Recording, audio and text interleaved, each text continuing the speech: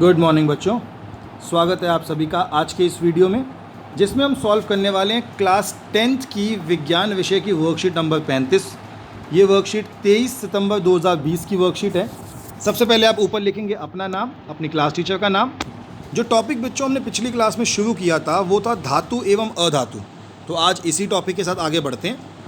धातु एवं अधातु जब हम पढ़ते हैं तो इसमें आता है कि परमाणु इलेक्ट्रॉन प्राप्त करते हैं और इस प्रकार ऋण आवेश प्राप्त करते हैं, उन्हें ऋण आयन कहते हैं। तो जो परमाणु इलेक्ट्रॉन को प्राप्त करने के बाद नेगेटिव ऋण आयन बन जाते हैं, ऋण आवेश प्राप्त कर लेते हैं, उन्हें ऋण आयन कहते हैं। इसके विपरीत परमाणु जो इलेक्ट्रॉन खो देते हैं और इस प्रकार धन आवेश प्राप्त करते हैं, उन्हें धन आयन कहते हैं।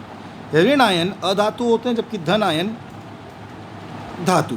इसके अलावा आयन एक परमाणु या कई परमाणुओं का जटिल समूह से बन सकते हैं। जैसे कि बच्चों, अगर मैं ऋण आयन की बात करूं तो ऋण आयन Cl- भी होता है और CH3 COO- ये भी ऋण आयन है। ऐसे ही HCO3- ये भी ऋण आयन है।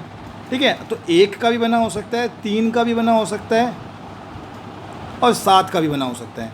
धन आयन की बात करूं तो धन आयन Ca2+ भी धन आयन है और NH4+ ये भी धन आयन है। तो ऐसा भी होता है कई बार कि आयन में एक से ज़्यादा अणु उपस्थित हों। याद रखिए, जब भी कोई धातु का अणु किसी अधातु के अणु से जुड़ता है तो हमें धातु का धनात्मक और अधातु का ऋणात्मक आयन प्राप्त होता है और ऐसे उत्पादों को हम आयनिक उत्पाद कहते हैं। आयनिक आबंध में विपरीत आवेश ऋण आवेश और धन आवेश एक साथ जुड़े रहते हैं और आयनिक यौगिक बनाते हैं। इसीलिए आयनिक यौगिक आयनों से बने यौगिक हैं। एक परमाणु का नुकसान या लाभ दूसरे का नुकसान या लाभ के साथ मेल खाता है। यह परमाणु दूसरे परमाणु की ज़रूरत के लिए इलेक्ट्रॉन का दान आबंध रखता है। यानी कि देखिए, Cl- यानी कि Cl ने इलेक्ट्रॉन ग्रहण किया और Ca2+ यानी Ca ने इलेक्ट्रॉन छोड़े। Ca ने जब इलेक्ट्रॉन को छोड़ा तब इस Cl ने इलेक्ट्रॉन को ग्रहण किया। तो इन दोनों के बीच में एक लेन देन का संबंध बन जाता है। आगे बढ़ते हैं कि आयनिक यौगिकों के भौतिक गुणधर्म क्या होते हैं। तो पहला है भौतिक प्रकृति। धन और ऋण आयनों के बीच मजबूत आकर्षण बल के कारण आयनिक यौगिक ठोस एवं थोड़े कठोर होते हैं। ये यौगिक सामान्यतः भंगुर होते हैं तथा दाब डालने पर टुकड़ों में टूट जाते हैं। तो जैसा कि मैंने आपको बताया, ये जो यौगिक हैं ये भंगुर हैं, मतलब ये यौगिक कमज़ोर होते हैं, पर तभी टूटते हैं जब इन पर दाब लगाया जाए। बिना दाब के ये नहीं टूटते। दूसरा है गलनांक और क्वथनांक। तो आयनिक यौगिकों का गलनांक और क्वथनांक बहुत अधिक होता है क्योंकि मजबूत अंतर आयनिक आकर्षण को तोड़ने के लिए ऊर्जा की पर्याप्त मात्रा की आवश्यकता होती है। तीसरा है घुलनशीलता। विद्युत संयोजी यौगिक सामान्यतः जल में घुलनशील तथा केरोसिन, पेट्रोल आदि जैसे विलायकों में अविलेय होते हैं। यानी कि ये उन्हीं में मिलते हैं, उन्हीं उत्पादों में मिलते हैं जिन उत्पादों के अंदर आवेश होता है। जैसे जल है तो जल के अंदर H और OH होता है। H के ऊपर धनात्मक और O के ऊपर ऋणात्मक आवेश होता है, इसीलिए जल के अंदर आसानी से घुल जाते हैं। फिर वह विद्युत चालकता।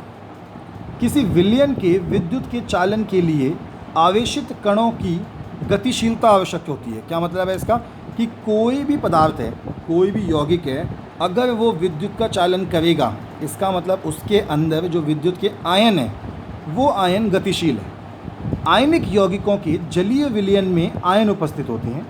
जब विलयन में विद्युत धारा प्रवाहित की जाती है तो यह आयन विपरीत इलेक्ट्रोड की ओर गमन करने लगते हैं। ठोस अवस्था में आयनिक यौगिक विद्युत चालन नहीं करते हैं। यानी जब वो ठोस होते हैं तो वो विद्युत का चालन नहीं कर पाते, लेकिन जब वही द्रव्य अवस्था में आ जाते हैं तो वो विद्युत का चालन आराम से करते हैं। क्यों करते हैं? देखिए, यहाँ पे डायग्राम बना है जहाँ आपको रेड कलर का डॉट दिख रहा है। ठोस अवस्था में वो ऐसे बंधे होते हैं तो आयन हिल डुल नहीं सकते। जब आयन हिल डुल ही नहीं सकते तो विद्युत का चालन कैसे करेंगे?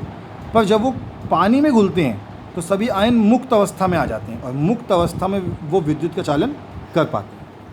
लेकिन आयनिक यौगिक गलित अवस्था में विद्युत का चालन करते हैं क्योंकि गलित अवस्था में विपरीत आवेश वाले आयनों के मध्य स्थिर विद्युत आकर्षण बल ऊष्मा के कारण कमजोर पड़ जाता है। इसलिए आयन स्वतंत्र रूप से गमन करते हैं और विद्युत का चालन करते हैं। यही हमने अभी भी समझा। प्रश्न देख लेते हैं, इसके प्रश्नों के उत्तर। पहला प्रश्न है कि परमाणु इलेक्ट्रॉन प्राप्त करते हैं और ऋण आवेश प्राप्त करते हैं, उन्हें क्या कहते हैं? उन्हें हम कहते हैं ऋण आयन। परमाणु जो इलेक्ट्रॉन खो देते हैं और धन आवेश प्राप्त करते हैं उन्हें हम क्या कहते हैं? उन्हें कहते हैं धन आयन। आयनिक यौगिक डैश डालने पर टुकड़ों में टूट जाते हैं, दाब डालने पर। जब तक दाब ना लगे तब तक एकदम बढ़िया है, दाब लगने पर ये टूट जाता है। फिर बोला है कि आयनिक यौगिकों का गलनांक उच्च क्यों होते हैं? तो बच्चों यहाँ पे आंसर लिखा है कि आयनिक यौगिकों का गलनांक एवं कथनांक बहुत अधिक होता है क्योंकि मजबूत इंतर आयनिक आकर्षण को तोड़ने के लिए ऊर्जा की पर्याप्त मात्रा की आवश्यकता होती है। यह आपका उत्तर हो गया तीसरा। चौथा उत्तर देखते हैं। चौथा है ठोस अवस्था में आयनिक यौगिक विद्युत का संचालन नहीं करते लेकिन गलित अवस्था में करते हैं। तो यहाँ पे लिखा है कि